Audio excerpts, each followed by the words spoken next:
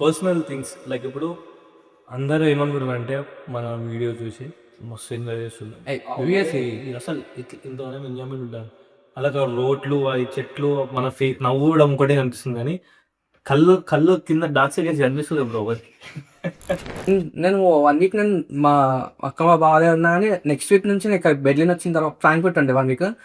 Next week వచ్చిన తర్వాత నేను చాలా లోన్లీ అయిపోయాను. చాలా లోన్లీ అయిపోయినా. అది మెంటల్ ప్లేస్ బ్రో. అది అది పవన్ చాలా లోన్లీ అయిపోయింది అసలు. ఆ, ఏమ- అంటే ఒక డే కూర్చొని అసలు ఏం కాలేదు, ఏం అవుతలేదు, ఏం అర్థం అవుతలేదు. అంటే ఇట్లా ఒక స్టేట్ ఇట్లా ఒక స్టేట్ ఏదో ఆలోచించుకుంటా ఏడిపోతుంది, మస్తు అవుతాయి. అండ్ స్టార్టింగ్ వచ్చినప్పుడు ఏం ఉండొచ్చులే అనుకుంటున్నాయి కానీ వచ్చిన దూరం తిరిగి అది. ఫ్లైట్ దిగినాక ఓకే, ఫ్లైట్ దిగినాక ఇంటికి వచ్చిన తర్వాత ఇంటికి వచ్చిన నెక్స్ట్ డే ఫస్ట్ టైట్ అయిపోతామని పడుకుంటాం. నెక్స్ట్ డే ఇంకోటి మనము ఇంటికి వెళ్ళడం అంతా కూడా ఓకే. ఇంటికి వెళ్తాక మనకి ఉన్నట్టుండి ఒక అట్మాస్ఫియర్ వేరే అయిపోతుంది కదా. ఇప్పుడు ఇది మన రూమ్ అనుకో, కొత్తగా వచ్చినాం, వెళ్ళి కూర్చున్నాం, మన బెడ్ ఏదైతే బెడ్ వేసి దాంట్లో కూర్చున్నామో ఇది నా లైఫ్ ఈ నుంచి కొత్తగా స్టార్ట్ అయితే అని ఒక ఫీల్ వస్తుంది చూసినామా. అప్పుడు స్టార్టింగ్ ఏమనిపించదు, ఒక 30 నిమిషాలు గంట సేపు. తర్వాత ఇక మన స్టార్టింగ్ ఫోన్ అంతా ఏం అవైలబిలిటీ ఉండదు, కొన్ని తీరా వైఫై ఉండదు అన్నట్టు. అప్పుడు అనిపిస్తుంది ఏంది ఇప్పుడు అంటే ఏం ఎవరు నన్ను మాట్లాడనికేమని చుట్టుపక్కల ఒక ఒక స్టేట్లోకి వెళ్ళిపోతాం మనం కంప్లీట్గా. అది వేరే, అది ఛాన్సెస్ వెళ్ళిపోతాయి వీడిని. అంటే నా లోన్ క్లియర్ అవ్వాలి. నాకు చిన్నప్పటి నుంచి ఒకటి థాట్ ఉంటుంది బ్రో. లైక్ బీటెక్ అయిపోయినప్పటి నుంచి అనుకో, చిన్నప్పటి నుంచి అదే థాట్, కానీ బీటెక్ అయిపోయినాక నేను ఇంప్లిమెంట్ చేస్తున్నాను. బీటెక్ అయిపోయిన నెక్స్ట్ డే నుంచి నేను జాబ్ చేయడం స్టార్ట్ చేసిన బ్రో. అది ఏ టైప్ ఆఫ్ జాబో అది పక్కన పెట్టేస్తే ఐ స్టార్టెడ్ అర్నింగ్. చిన్నదో పెద్దో ఎట్లా అట్లా. ఎందుకంటే నాకు మా పేరెంట్స్ మీద బర్డెన్ పెట్టడం నాకు అస్సలు నచ్చదు. ఈవెన్ నాకు లైక్ ఇబ్రహీంపట్నం మా విలేజ్లో నాకు మంచి మా డాడీ వాళ్ళకి అందరికీ ఓకే హెల్తీ బ్యాక్గ్రౌండ్ ఉంది. బట్ స్టిల్ నేను నాకు ఎట్లా అనిపిస్తుంది అంటే సిద్ధప్ప కొడుకు కాకుండా మంది డాడీ మంది తండ్రి అన్నట్టు. అది ఐడెంటిటీ అంతే. ఎప్పుడైనా అనిపించిన జాబ్ అనవసరంగా రిజైన్ చేసి వచ్చినా అని? చాలా అనిపిస్తుంది బ్రో. బట్ ఆ రిజైన్ చేయకపోయి ఉంటే అక్కడనే స్టక్ అయిపోతున్నామో, వీసా రిజెక్ట్ అయినాక మళ్ళీ ముందుకు రాదేమో అనిపించింది. అంటే పాజిటివ్ అనిపించింది, నెగిటివ్ కూడా అనిపించింది. బట్ నా వీసా రిజెక్షన్ మాత్రం చాలా హార్ట్ బ్రేక్ నాకు.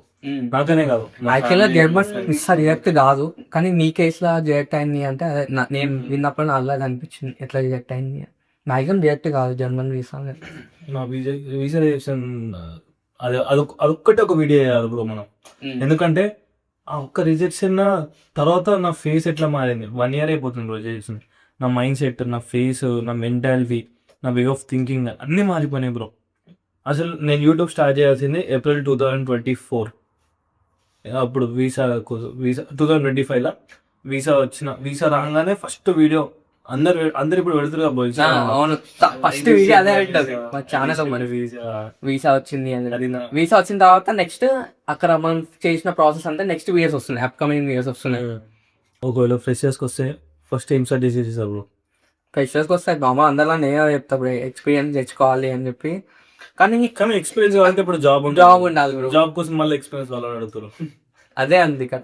అండ్ ఇక్కడ రావాలంటే నార్మల్ ఇదే చెప్తాను, ఎక్స్పీరియన్స్ ఉండాలి అది అని చెప్పి. నువ్వు అంటే జాబ్ ఓవర్ ఇయర్ మళ్ళీ దాంట్లో ఎక్స్పీరియన్స్ కావాలి. అది మొత్తం అదొక లూప్ బ్రో. అది ఇట్లా లూప్ ఉంటుంది. ఆ లూప్లో మనం ఎంటర్ కావాలి ఫస్ట్. ఆ లూప్లోకి ఎంటర్ అవుతున్నాం, ఆ లూప్లో తిరగలుగుతాం, లేకపోతే కాని పని. నా సజెషన్ ఏంటి అంటే లాంగ్వేజ్ నేర్చుకోండి. లాంగ్వేజ్ ఎందుకు నేర్చుకోమంటున్నా అంటే లాంగ్వేజ్ నేర్చుకుంటే ఇక్కడ మీకు రెస్పెక్ట్ ఇస్తారు. చాలా మెయిన్ థింగ్ రెస్పెక్ట్ ఇస్తారు. ఒక ఫారినర్ వచ్చి వాళ్ళ లాంగ్వేజ్ మాట్లాడుతారంటే ఇప్పుడు ఒక రష్యన్ అన్న, ఒక యూకే పర్సన్, జర్మన్ పర్సన్ మన ఇండియాకి వచ్చి మా తెలుగు స్టేట్స్లోకి వచ్చి తెలుగు మాట్లాడితే మనం ఎంత రెస్పెక్ట్ ఇస్తాం. మనం షాక్ అవుతాం, వాళ్ళు నేర్చుకున్నాను షాక్ అవుతాం.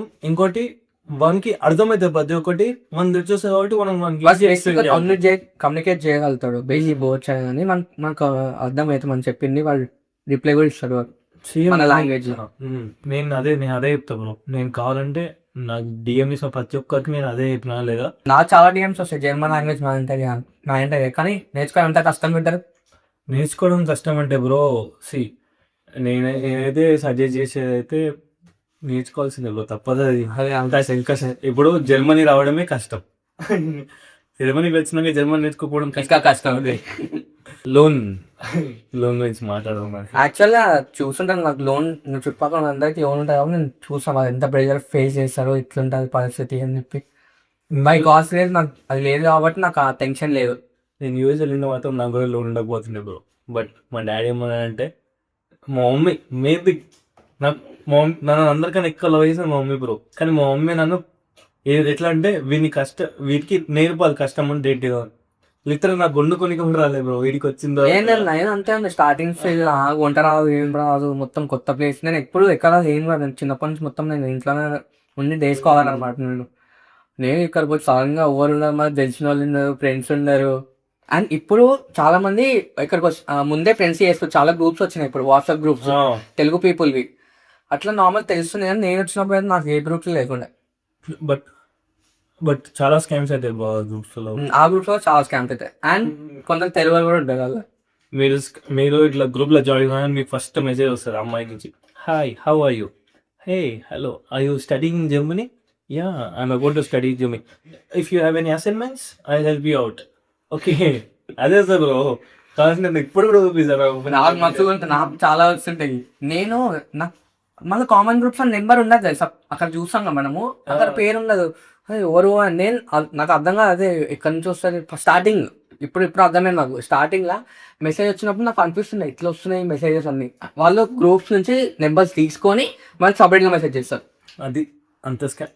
ఫస్ట్ స్కామ్ అదే. మీరు ఇట్లా జర్మనీ ప్రాసెస్ అనుకుంటే జర్మనీ అది ఏ కంట్రీ ప్రాసెస్ అంటే ఫస్ట్ స్కామ్ అసైన్మెంట్స్ నుంచి స్టార్ట్ అవుతుంది.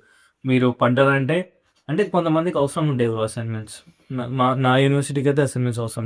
నేను మా అసైన్మెంట్స్ బేస్డ్ మాది అసైన్మెంట్ బేస్డ్. సో మా అట్లా ఏం అవసరం లేదు. బట్ అవసరం ఉన్న వాళ్ళు నీకు ఇంట్రెస్టెడ్ ఉంటే మీరు స్కామ్ స్కామ్ అంటే అది దాంట్లో నాకు ఇట్లా ఇన్వాల్వ్ చేయకండి సార్. జాగ్రత్త ఉండే అంతే. అంటే ఆ మెసేజ్ చాలా ర్యాండమ్గా వస్తుంటాయి ఇప్పుడు ఏ నెంబర్ అనేది మనకి తెలియదు వస్తూనే ఉండే. అండ్ నెక్స్ట్ తర్వాత నెక్స్ట్ స్కామ్ ఏంటంటే హౌసింగ్ స్కామ్. అది దాని తర్వాత అంటే అది ఎట్లా అంటే ఇట్లా 50-50 లాగా చెప్పొచ్చు బ్రో. కొందరు మంచి వాళ్ళు ఉన్నారు అట్లా కొందరు మంచి వాళ్ళు అని కూడా చెప్పొచ్చు బ్రో. నేను ఒక సజెషన్ ఇస్తాను బ్రో అందరికి ఎవరైతే జర్మనీకి వస్తున్న వాళ్ళు ఇక్కడికి వచ్చిన తర్వాత సిమ్ కాంటాక్ట్ తీసుకుంటాను బ్రో. సిమ్ కాంటాక్ట్ కాకుండా ఫోన్ ప్లస్ సిమ్ తీసుకోండి. బికాస్ మీకు ఫోను ప్లస్ సిమ్ రెండు ఒకటే రేట్కి వస్తుంది. ఇప్పుడు ఫర్ ఎగ్జాంపుల్ నేను నా ఫోన్ పోయిన తర్వాత నేను ఒక ఫోన్ తీసుకున్నాను బ్రో. ఫోన్తో పాటు సిమ్ కూడా తీసుకున్నాను. నాకు ఇప్పుడు phone free, SIM 2 years contact ఇచ్చినాడు. 2 years నేను సిమ్కి అమౌంట్ అంటే సరిపోతుంది. లైక్ 20. అదొక సజెషన్. చాలా హెల్ప్ఫుల్ అవుతుంది మీకు. మన ఇండియా లాగా ఫోన్ సపరేట్గా మళ్ళీ సిమ్ సపరేట్గా తీసుకోవాల్సిన అవసరం లేదు. రెండు కూడా జరుగుతుంది. ఇంకోటి ఎలక్ట్రానిక్ గ్యాజెట్స్ అంత డిస్కౌంట్ ఏమి ఉండదు. బ్లాక్ ఫ్రైడేస్ ఏదో తప్ప వేరే ఎప్పుడు ఉండదు.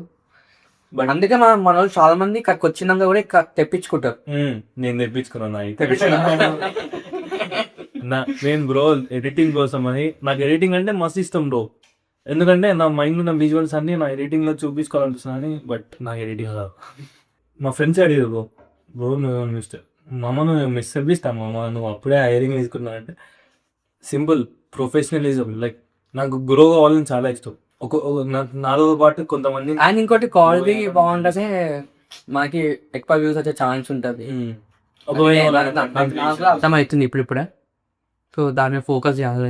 ఎవరైనా కంటెంట్ క్రియేట్ చేయాలనుకుంటే ఇవన్నీ అంటే స్టార్టింగ్ స్టేజ్ లో మనకి అంత ఎక్విప్మెంట్ అంత అవసరం లేదు. జస్ట్ ఒక ప్రాపర్ గ్యాజెట్ అనేది ఇంపార్టెంట్. క్వాలిటీ కోసం క్వాలిటీ గురించి మైక్ ఇంపార్టెంట్. ఫోన్ ఎట్లా ఉండదు కాబట్టి మైక్ ఒక్కటి తీసుకుంటే సరిపోతుంది. మనం టాపిక్ నుంచి డైరెక్ట్ ఎక్కడికి వెళ్ళిపోతున్నాం తెలుస్తుందా? అంతే అది ఎట్లా కట్ చేసి నెక్స్ట్ పార్ట్ రీల్స్ మేమైతే అదే చేపిస్తాను. 8 ఓకే టాక్సెస్ గురించి ఏమైనా మాట్లాడుతావు బ్రో? ఇప్పుడు సంపాదించిన దానిలో ఎంత ట్యాక్స్ పోతుందో అది మాట్లాడుకోవాలి. మనం సంపాదించింది కదా ట్యాక్స్ ఎంత పోతుందో మాట్లాడుకోవాలి బ్రో. నేను ఒక పార్ట్ టైం చేసిన ఇప్పుడు మీరు పార్ట్ టైం వేసుకున్నా. నేను ఇప్పుడు పార్ట్ టైం చేసాను 3 months నుంచి నేను ఖాళీగా ఉన్నా. ఎట్లా అనిపిస్తుంది బ్రో మీకు పార్ట్ టైం లేకపోతే? లైక్ ఫస్ట్ మెంటల్ హెల్త్ గురించి మాట్లాడిన తర్వాత మనము పార్ట్ టైం అటాక్ గురించి మాట్లాడదాం బెస్ట్.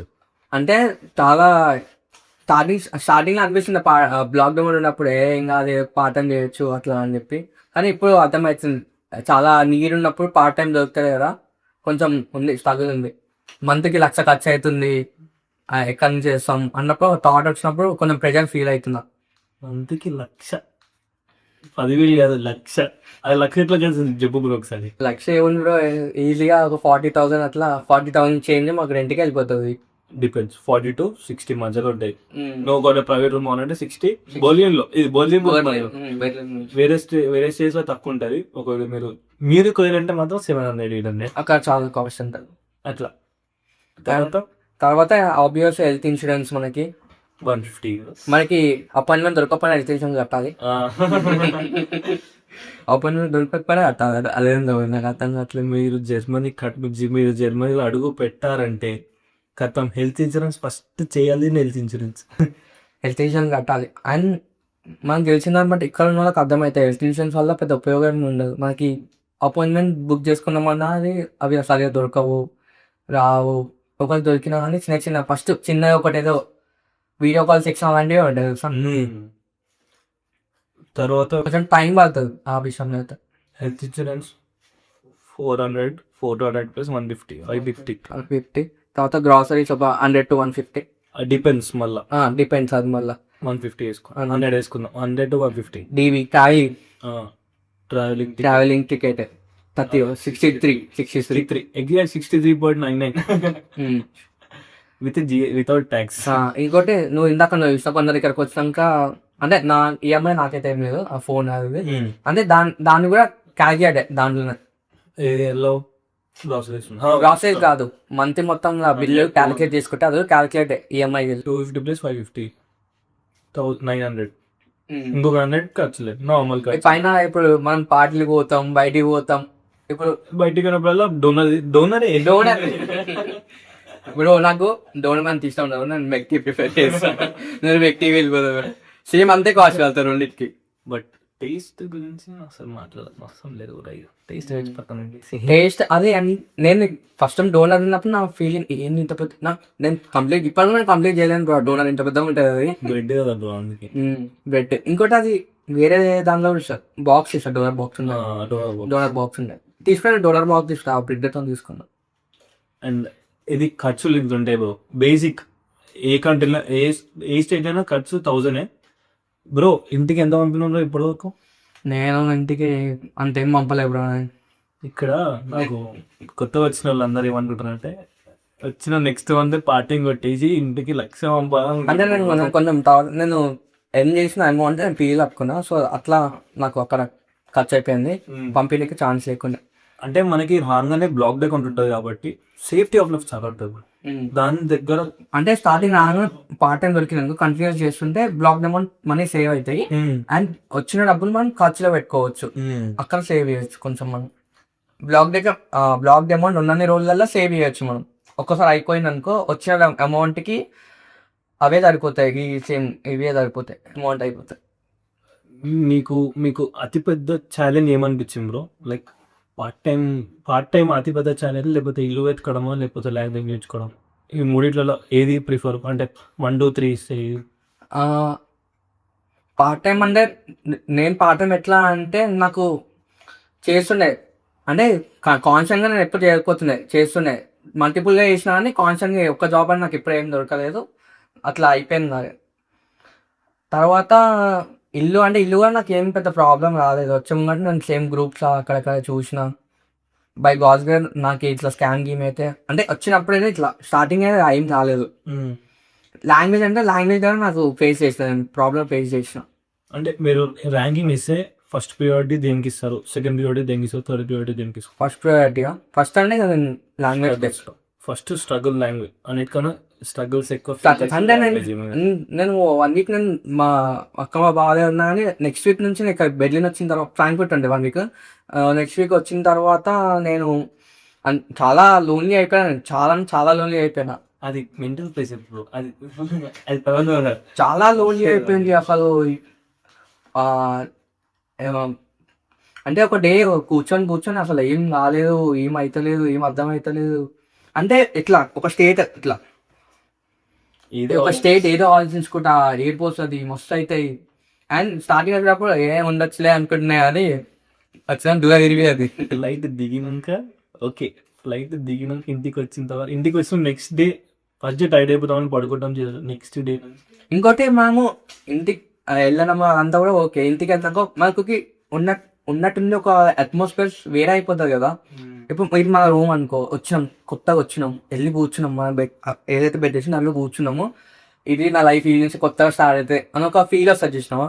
అప్పుడు స్టార్టింగ్ ఏమనిపించదు, ఒక 30 నిమిషాలు గంట సేపు తర్వాత ఇక మన స్టార్టింగ్ ఫోన్ అంతా ఏం అవైలబిలిటీ ఉండదు, కొన్ని తీరా వైఫై ఉండదు అన్నట్టు. అప్పుడు అనిపిస్తుంది ఏంది ఇప్పుడు, అంటే ఏం ఎవరు నన్ను మాట్లాడనికే చుట్టుపక్కల ఒక ఒక స్టేట్లోకి వెళ్ళిపోతాం మనం కంప్లీట్గా, అది వేరే అది. ఇప్పుడు మెంటల్ ప్రెషర్ గురించి మాట్లాడుతూ మీరు మెంటల్గా స్ట్రాంగ్ ఉండేనా స్టార్టింగ్ వచ్చి? నేను అసలు స్టార్టింగ్ ఇండియా నుంచి వచ్చేటప్పుడు మెంటల్ ఇండియా నుంచి వచ్చినప్పుడు మంచిగా జోష్ ఉండే, మొత్తం బబ్రా పోతున్నా. వచ్చిన తర్వాత వచ్చినాక నేను చాలా పడిపోయినా. మిమ్మల్ని మీద ఎట్లా బిల్డ్ చేసుకున్నారు? టైం బ్రో, అంతే. టైం నేర్పిస్తుంది అంతే మనకి. అంటే మీకు ఇప్పుడు నాకు ఎట్లా తెలుసా బ్రో, ఇప్పుడు నాకు ఏమైనా డిస్టర్బెన్స్ అయింది అనుకో, నేను బయటికి వెళ్ళి వాక్ వెళ్ళి నేను అంతే, నాకు ఏమన్నా ఇష్టమైన వచ్చింది అనుకో, నేను ఏ ప్లేస్ ఉన్నప్పుడు అది వెళ్ళిపోతాను, ఎక్కడికైనా వెళ్ళిపోతాను. ఫస్ట్ నేను ఇంట్లో ఉన్నా నేను వెళ్ళిపోతా, ఎన్నెక్కడ వెళ్ళిపోయి లేకాన్ని ఎక్కడైనా కూర్చొని అప్పుడు కొంచెం ప్రశాంతంగా కూర్చుంటా. అండ్ ఇంకోటి, ఎప్పుడైతే మనం అట్లా కూర్చుంటామో, నువ్వు ఇక్కడ ఎప్పుడైనా అబ్జర్వ్ చేస్తే మన చుట్టుపక్కల అంతా ఎప్పుడు నవ్వుతూనే ఉంటారు జనరల్. ఇలా అది బ్రో ఎప్పుడు నవ్వుతూనే ఉంటారు. అంటే వాళ్ళకి ఉన్నదో నాకు అర్థం కాదు, కానీ వాళ్ళు బయటికి అయితే ఎప్పుడు నవ్వుతూనే ఉంటారు, చిల్ అవుతుంటారు, వేరే అవుతారు, ఒక మంచి వైబ్ అనేది చేస్తారు బ్రో. అండ్ ఎప్పుడు ఒక్కరున్నా ఇద్దరున్నా గ్యాంగ్ ఉన్నా కానీ వాళ్ళ ఇప్పుడు మనలాగా ఇట్లా టాపిక్స్ ఏమి మాట్లాడరు, వాళ్ళు చిల్ ఎంజాయ్ చేస్తుంటారు, ఎప్పుడు నవ్వుతుంటారు. హోటల్ వెళ్ళిపోతే లాంగ్వేజ్ అర్థం కాకపోయినా వైబ్ కానీ ఫేస్ కానీ కొంచెం మాట్లాడారు సర్లే బ్రో, ఫేస్ అర్థమవుతుంది కదా కొంచెం. ఇప్పుడు బాధ అనేది బాధనే కదా బ్రో, ఏ భాషలు చెప్తే బాధ అంటే బాధనే బ్రో, ఏ లాంగ్వేజ్ చెప్తుంది. ఇప్పుడు నవ్వుతున్నా కానీ అంటే ఇప్పుడు అవన్నీ నార్మల్ గా, చాలా నార్మల్ గా అనిపిస్తున్నాము. అంటే ఆ స్టేజ్ అదే టైము మనకి మెల్ల స్టార్టింగ్ అనిపిస్తుంది. నేను నాకు ఫస్ట్ టైం నేను ఊబాన్ ఎక్కుతున్నాను. నేను ఎప్పుడంటే నేను సిటీ స్టేషన్ కోసము బయటకు వచ్చిన, అన్మల్లం కోసము. ఎవరు లేరు, నా రూమ్లో వెళ్ళిపోయాయంటే వాళ్ళు చేయన్నారు వచ్చిన చూసుకున్న టైం చూసుకుంటే గంట సేపు అని ఉంది. ఊబాన్ స్టేషన్కి వచ్చిన, ఎక్కిన, ఇంటర్చేంజ్ కావాలి కదా మనం మధ్యలో. ఇంటర్చేంజ్ నాకు అర్థం కావట్లేదు, ఆధార్ అడిగినా వీళ్ళని అడిగినా చాలా. అంటే అప్పుడు అనిపించింది, అబ్బాయి ఏంద్రా బాబు ఇది ఎవరు చెప్పలేదు మనం, నిజంగా ఎవరు చెప్తలేంది, ఇట్లా కదా అండి ఇది మనుషులు అనుకున్నా. తర్వాత ఒక అమ్మాయి బ్రో, తెలుగు అమ్మాయి పెద్ద జడ వేసుకుంది బ్రో, నిశ్చయ చెప్తున్నా, పెద్ద జడ వేసుకుంది. నేను అంత దూరం ఉన్నా బ్రో, ఉమాన్ స్టేషన్ తెలిసిన ఎంత పెద్ద ఉంటుంది, అంత దూరంలో నుంచి అమ్మాయి క్లియర్గా అనిపిస్తుంది, అమ్మాయి తెలుగు అమ్మాయి అని. అమ్మాయి ఫస్ట్ ఏం వెళ్ళదు, ఫస్ట్ అమ్మాయి పోయి తెలుగు మీరు అన్నా, నాకు తెలుసు కానీ ఒక కన్ఫర్మేషన్ కోసం అడిగాను, తెలుగు మీరు అంటే అవునండి తెలుగు నేను అన్నది. అవి కొంచెం చెప్పారా ఎట్లా వెళ్ళాలి అది అంటే, నేను అక్కడ వేస్తాను అతడు అన్నీ అన్నది. అక్కడ నార్మల్ అమ్మాయితో కాన్వర్సేషన్ స్టార్ట్ అయింది, ఇట్లా స్టార్టింగ్ ఇట్లుంటుంది ఏం కాదు, మీరు తిరుగుతుండండి అలవాటు అవుతుంది అని చెప్పి అన్నాను. థ్యాంక్ యూ అని చెప్పిన, దిగిన, సక్సెస్ఫుల్గా కంప్లీట్ చేసుకుని నెక్స్ట్ బ్యాంక్ అకౌంట్లో తీసుకున్నా. అది నేను ఫస్ట్ నార్మల్ బయటకు వచ్చినప్పుడు ఇబ్బంది ఫేస్ చేసిన, ఉబాన్ ఎక్కినప్పుడు అర్థం కాక. ఇక్కడ ఎంత డీటెయిల్గా ఉండి సిగ్నల్స్ ప్రతి ఒక్కటి చాలా డీటెయిల్. మీరే ఇటు పోతే ఈస్ట్ ఫ్లవర్ వస్తుంది, ఇటు పోతే ఈస్ట్ స్ట్రీట్ వస్తుంది, అంటే మీకు బోర్డ్స్ మీద ప్రతి ఒక్క డీటెయిల్ ఉంటుంది, అది నాకు బాగా నచ్చింది. ఇంకోటి ఇక్కడ మనం గూగుల్ మ్యాప్ మీద కంప్లీట్ గా డిపెండ్ అయిపోతాం, 100% కంప్లీట్ గూగుల్ మ్యాప్స్ మీద డిపెండ్ అవుతాం. ఎందుకంటే బస్సు ఏ టైంకి వస్తుంది ఏంది అంత, మన దగ్గర అట్లా ఉండదు, కానీ ఇక్కడ మొత్తం గూగుల్ మ్యాప్స్. అందుకే నా ఫోన్ పోయింది గూగుల్ మ్యాప్ ఇట్లా